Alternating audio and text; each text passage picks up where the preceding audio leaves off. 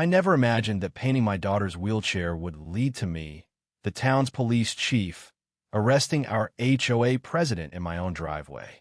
When Margaret doused my cancer-stricken daughter's chair with gray paint, she had no clue she'd just crossed the police chief's kid. My name's Daniel Harper, and this is the story of how one woman's obsession with rules spiraled into chaos, and how my 9-year-old taught me more about justice than my 20 years on the force. It started with my daughter, Ellie, the toughest kid you'll ever meet. At 9, she's battling stage 4 neuroblastoma, a cancer that's stolen her hair, her strength, but never her spirit. The doctors call her a warrior, unfazed even by the worst chemo days. One afternoon, she clutched a crumpled her adventure list, 10 things she wanted to do, big and small, to make her days brighter. Number 3, paint her clunky, hospital-gray wheelchair, fire engine red. "Daddy, can we really do it?" she asked, her thin fingers tracing the edge of paint can.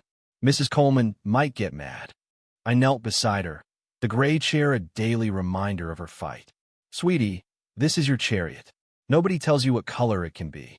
As Pinewood Grove's police chief, I'd face down worse than Margaret Coleman and her HOA clipboard. Ellie's eyes lit up. "Red's my power color, Mom says." I popped open the cherry red paint we'd picked together, and we got to work in the garage.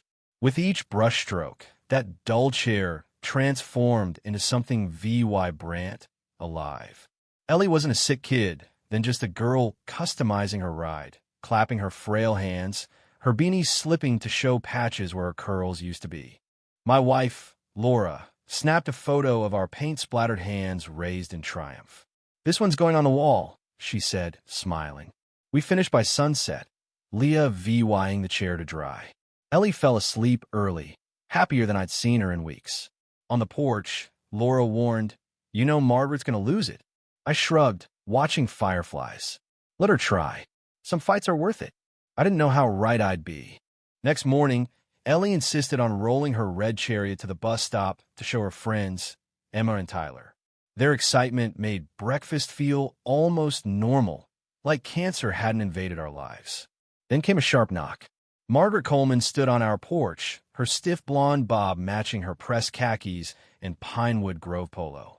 "Chief Harper," she said, skipping pleasantries, "I've had reports of unauthorized modifications to mobility equipment VY Seibel from street." She pointed to the garage, where Ellie's chair gleamed like a ruby. Section 8, Paragraph 3. All exterior items must follow the approved color palette. I leaned against the doorframe. "Good morning to you too, Margaret. That's my daughter's wheelchair. She's got cancer.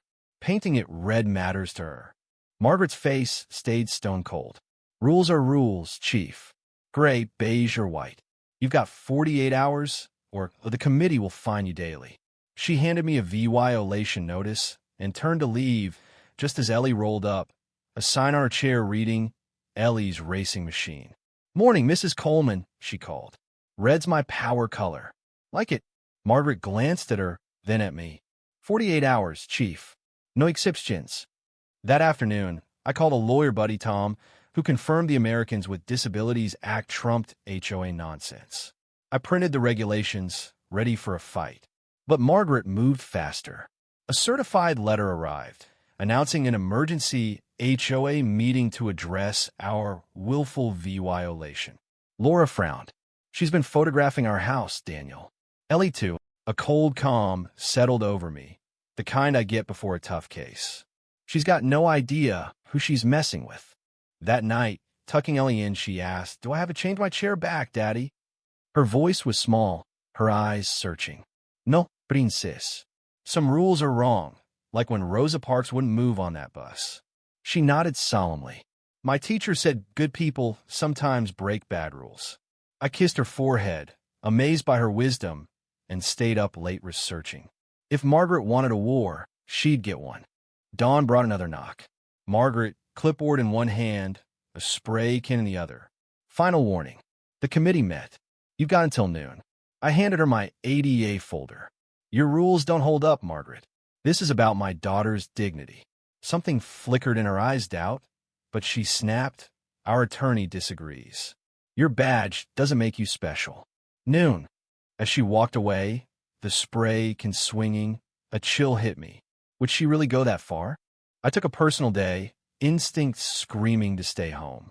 Just after 11, my doorbell camera pinged. Margaret stood in our driveway, staring at Ellie's chair, left out while we washed the car. Ellie was inside for a bathroom break. I watched, heart pounding, as Margaret pulled a gray spray can from her bag. I bolted for the door, but the hiss of paint hit first. She was coating Ellie's red chair, her face grim with satisfaction. "What the hell are you doing?" I roared. She jumped but kept spraying. "Enforcing the bylaws you ignored, Chief. That's my daughter's medical equipment." "Stop." She didn't. "Rules apply to everyone, even you." Then the side door opened. Ellie rolled out. "Dad, I can't find my—" She froze, seeing Margaret. "Stop. That's mine." Margaret turned, startled, her fingers still on the nozzle. Gray paint hit Ellie, coating her pajamas, speckling her face and beanie. Time stopped. My daughter stood, paint dripping, eyes wide with shock. I rushed to her as Margaret stammered. "I didn't see her. She wasn't supposed to be there." Rage burned through me, barely contained by years of training. I wrapped my jacket around Ellie's trembling shoulders. "Margaret Coleman, you just assaulted a menorah kid with cancer, on chemo." The can fell from her hand. "It was an accident. That's her medical DVYC, private property." I grabbed my radio. "Dispatch, Chief Harper. Send Officer Bennett to my house. Assault of a juvenile." Laura burst out, gasping at Ellie's state. "What happened?" "Margaret enforced HOA rules with vandalism and assault," I said, eyes locked on Margaret. Neighbors gathered. Mrs. Nguyen gasped.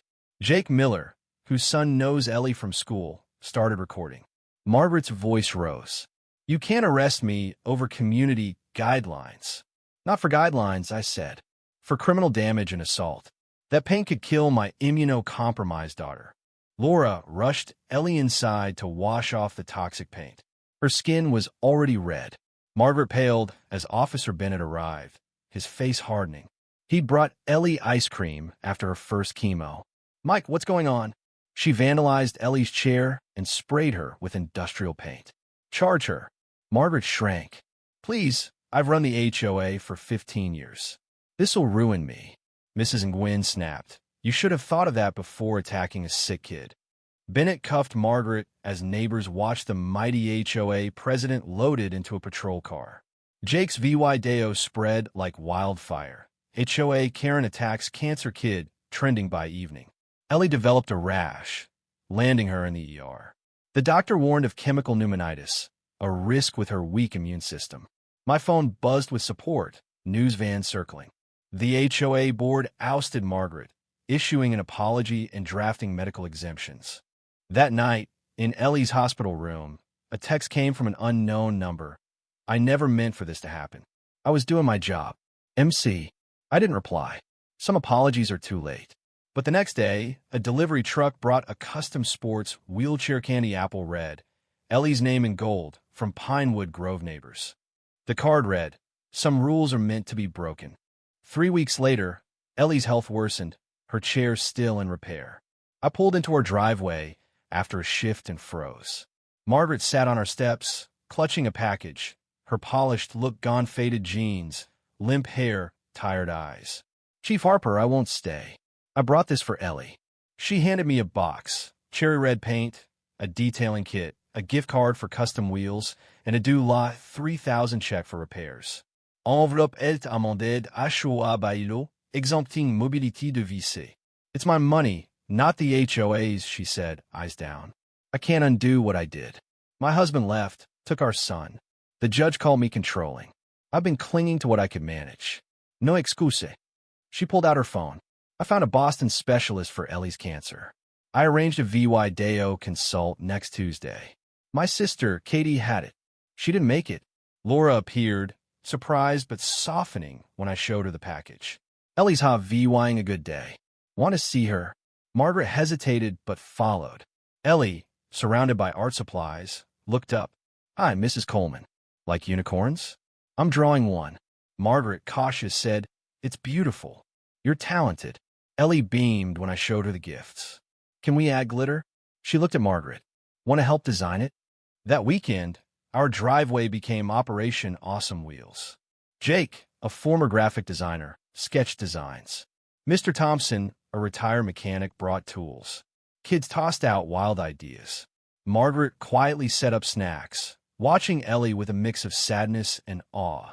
She reminds me of Katie, she told me, showing a photo of her sister, same spark as Ellie. Sunday, the neighborhood gathered as Jake rolled out the chair. Sparkling red, gold flames, Ellie's name, LED-lit wheels. Ellie squealed, zooming around. Margaret stood apart until Ellie called, "Mrs. Coleman, sign it." Everyone's autographing under the seat for luck. Margaret knelt, adding her name, tears falling but smiling. Days later, Dr. Patel reviewed the Boston Consult. This new protocol could boost Ellie's odds. Laura asked, "How'd Margaret get us in?" "There's a 6-month wait." Dr. Patel blinked. She donated HVYLY to pediatric cancer research, securing priority slots. Ellie was her top pick. That night, a package Ayurveda photo album of Katie Winters, Margaret's sister, from childhood to her final days at 22. Margaret's note read, "So Ellie sees what Sir VY Val looks like. New treatments might have saved Katie." Ellie paged through, asking about Katie. "Dad," she said, catching my frown. Mrs. Coleman was scared like I'm scared of cancer. Everyone deserves a second chance, right? Her wisdom floored me, a police chief schooled by his kid. At the HOA meeting, we played the damning camera footage. Margaret protested, "It's edited." Jake stood. "My camera caught it too. Want that angle?" The board censured her, amended the bylaws, and neighbors rallied around Ellie, offering drawings and promises of racing stripes. As we left, Ellie waved at Margaret in her van. "I'm sorry," Margaret whispered. "I didn't know you were sick." Ellie tilted her head. "Would it matter if I wasn't?" Margaret had no answer. Driving home, I wondered what turned a woman into a rule-obsessed tyrant, and if she'd truly changed. Ellie's forgiveness made me question my own heart. Could I let go of the anger, knowing Margaret's pain? What do you think? Should Margaret be forgiven for what she did to Ellie? Or do some actions go too far, no matter the apology? Can someone obsessed with control ever really change, or is it just guilt talking? And what about Ellie's question, should it matter if she was sick? Drop your thoughts below, hit that like button if this story got you thinking, and subscribe for more stories that'll spark debate. Let's get this conversation going.